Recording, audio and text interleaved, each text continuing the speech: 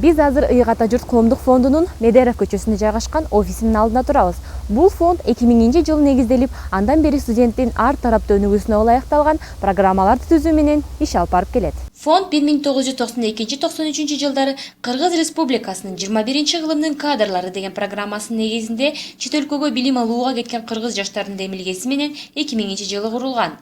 Фонддун демөөрчүлөрүнүн баары кыргыз жарандары. Жакшы бир сөз бар экен. Ар бир мамлекеттин башка мамлекеттердин өнүгүүн, келечегин көргүң келсе, алардын жаштарын кара демекчи жакшы бир сөз бар. Сондуктан бул түзгөн байкелер дагы, эжекелерибиз дагы биз жаштар менен иштешпелиби? Анткени Кыргызстан келечегин ойлосок, булар жаштар экен. Ошентип, биз эмесем жаштар менен иштешели деген бир пикир менен фондду түзүштүр. Атын дагы баягы чет өлкөдө окуп келгендиги үчүн атын ушундай ата журттун ыйыктыгын билдирүү максатынан атын дагы Ыйык Ата Журт деп коюштур. Ыйык Ата Журт коомдук жаштар фондунун демилгеси менен 2005-жылы Шоо окум аттуу илим, турмуш жана маданият журналы ачылып, бүгүнкү күндө дайымкы окурмандарынын саны 4000ден ашты.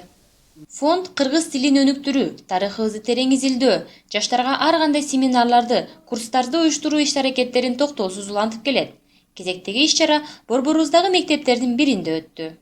4 жылдан бери Ыйык Ата Журт коомдук жаштар фонду тарабынан өткөрүлүп келе жаткан интеллектуал мырза оюну бүгүн 5-гимназия мектебинин жыйындар залында өтүүдө. Бүгүнкү оюнда 9 команда катышып, оюнун аягына жеңүүчүлөргө баалуу белгилер берилген жатат.